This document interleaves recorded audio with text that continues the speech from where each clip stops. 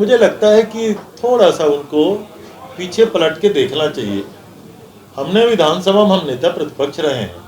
Doctor Raman Singh के कार्यकाल में 100 मौतों बस्तर की मलेरिया से होती थी, हम विधानसभा में उठाते थे। स्वास्थ्य की व्यवस्था कितनी चरमरा सी गई थी बस्तर में, उनके कार्यकाल में कोई देखने वाला नहीं था। और छोटे छोटे मौत की इन आंकड़ों को अगर वो गिना रहे हैं तो मुझे ऐसा लगता है कि ये उनका दुर्भाग्य है। देश के प्रधानमंत्री के खिलाफ ये षड्यंत्र हो रहा है।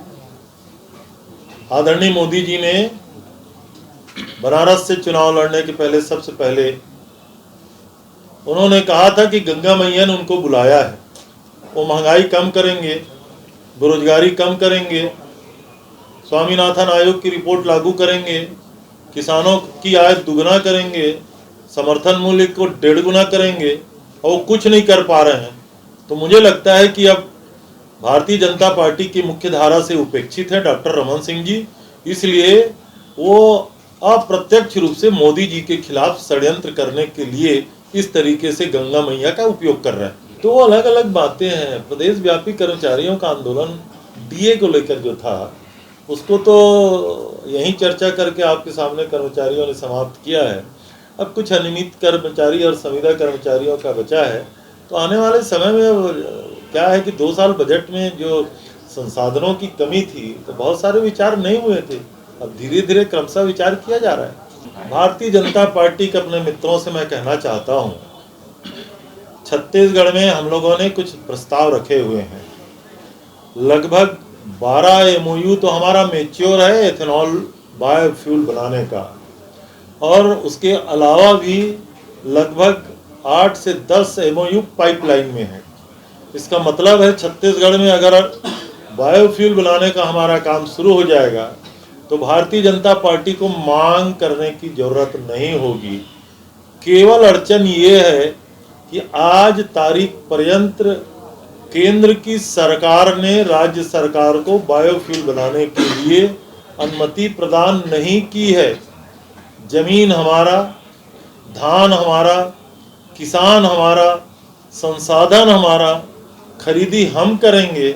हम केवल केंद्र सरकार से अनुमति मांग रहे हैं, उसको भी केंद्र सरकार क्यों नहीं दे रही है। मैं अपने भारतीय जनता पार्टी के मित्रों से चाहूँगा कि केंद्र सरकार से आग्रह करे तो फिर उनका 12-15 क्विंटल वाली जो बात है वो अपने आप समाप्त हो जाएगी। छत्तीसगढ़ में इंदिरा गांधी कृषि विश्वविद्यालय के तत्वाधान में और कृषि विभाग के साथ संयुक्त रूप से 14 अक्टूबर से 18 अक्टूबर तक कृषि मेला, अंतर्राष्ट्रीय कृषि मेला कह सकते हैं आप, और लगातार हर वर्ष जैसे प्रदेश में होता है उससे थोड़ा इसमें भिन्न रहेगा। छत्तीसगढ़ में विकास की सारी संभावनाओं हम लोग कृषि पे आधारित मानते हैं, और छत्तीसगढ़ की वर्तमान सरकार माननीय भूपेश बघेल जी के नेतृत्व में कृषि के क्षेत्र में बहुआयामी विकास के कार्य कर रहे हैं। हमारा सौभाग्य है कि इंदिरा गांधी कृषि विश्वविद्यालय छत्तीसगढ़ के कृषि के विकास में बेहद महत्वपूर्ण भूमिका निभा रहा है, और उसी के तत्वाधान में इस व्यापक मेले की तैयारी की जा रही है। लगातार जो मेले होते हैं उससे भारी संख्या में किसानों का आगमन होगा। कृषि की नई नई मशीनीकरण, नई नई तकनीकी, नई नई शोध, नए नए फसल, नई नई बीज, इन सारी चीज़ों में हम किसानों को प्रशिक्षण भी देंगे और दिखाएंगे भी। और इस मेले का उद्घाटन माननीय मुख्यमंत्री जी के कर कमलों के द्वारा संपन्न होगा। नक्सल समस्या के उन्मूलन के लिए नहीं, विकास के सारे मॉडल पे पड़ोसी राज्य छत्तीसगढ़ के मॉडल को अडॉप्ट कर रहे हैं, चाहे वो गोधन मिशन हो, चाहे एसबीएम हो। कल ही स्वच्छ भारत मिशन में छत्तीसगढ़ को 4 पुरस्कार मिले हैं। ये लगातार छत्तीसगढ़ की सफलता है, तो अन्य राज्य इसको स्वीकार करेंगे अपने राज्यों में, तो मैं समझता हूँ ये अच्छी बात होगी। 12 साल के उनके शासन काल में उन्होंने बस्तर की घोर उपेक्षा की। वहाँ नक्सल मूवमेंट का स्थिति ये था कि समानांतर सरकार जैसी नक्सल मूवमेंट चल रही थी, और भारतीय जनता पार्टी की सरकार ने, माननीय डॉक्टर रमन सिंह जी ने बस्तर के विकास के लिए कोई भी काम नहीं किया। बस्तर में वहाँ की महिलाओं को रोजगार देने के लिए हमने कितना काम किया है, वहाँ के नौजवानों के लिए बस्तर केडर की हम लोगों ने काम किया है। माइनर फॉरेस्ट प्रोड्यूस की लगातार खरीदी हो रही है, डेनेक्स जैसा मॉडल दंतेवाड़ा में शुरू किया गया है। तेंदुपत्ता की कीमत 4,000 रुपये प्रति मानक बोरा किया गया है। इसलिए बस्तर में मैं समझता हूँ भारतीय जनता पार्टी जा रही है, उनको जाना भी चाहिए। राजनीतिक लोकतंत्र है, आने वाले चुनाव की वो तैयारी कर रहे हैं, पर मुझे लगता है कि बस्तर में भारतीय जनता पार्टी को कुछ भी हासिल होने वाला नहीं है। छत्तीसगढ़ सरकार ने निर्णय लिया है इस बार धान की खरीदी हम 1 नवंबर से प्रारंभ करेंगे। हमारा सौभाग्य है कि इस साल छत्तीसगढ़ में धान का बम्पर उत्पादन दिखाई दे रहा है और फसल 20 दिन एडवांस होकर के अब पकने को तैयार है। छत्तीसगढ़ में जो हमारी योजना है गोधन न्याय योजना, उसका सीधा लाभ अब किसानों को दिखाई दे रहा है। खरीफ का फसल भी लगभग 20 दिन पहले पककर तैयार हो रहा है और रबी की तैयारी भी उसके कारण 20 दिन एडवांस किसान करेंगे। इसलिए 1 नवंबर से हमारी धान खरीदी की तैयारी पूरी है। 110 लाख मीट्रिक टन धान की खरीदी करने का हमारा लक्ष्य है। पिछले साल बारदाने की कुछ कमी हुई थी, हमने छत्तीसगढ़ के किसानों से पुराने बारदानों में भी धान की खरीदी की थी। इस साल भी हमारी तैयारी है। हालांकि केंद्र सरकार से जूट कमिश्नर के माध्यम से जो बारदाने की उपलब्धता हो सकती है, हमने एडवांस में उसकी रिक्वायरमेंट भेज दिया है। हम उम्मीद करते हैं हमें बारदाना मिलेगा, अन्यथा हम पुराने बारदानों से भी खरीदी की तैयारी करेंगे। आदरणीय मुख्यमंत्री जी ने सभी कलेक्टरों को निर्देश दिया है कि धान खरीदी की तैयारी शीघ्र करें। 1 नवंबर को सूखा फड़ जहां भी रहेगा वहां धान की खरीदी प्रारंभ हो जाएगी। डॉक्टर रमन सिंह जी विस्मृत लोक का शिकार हो चुके हैं।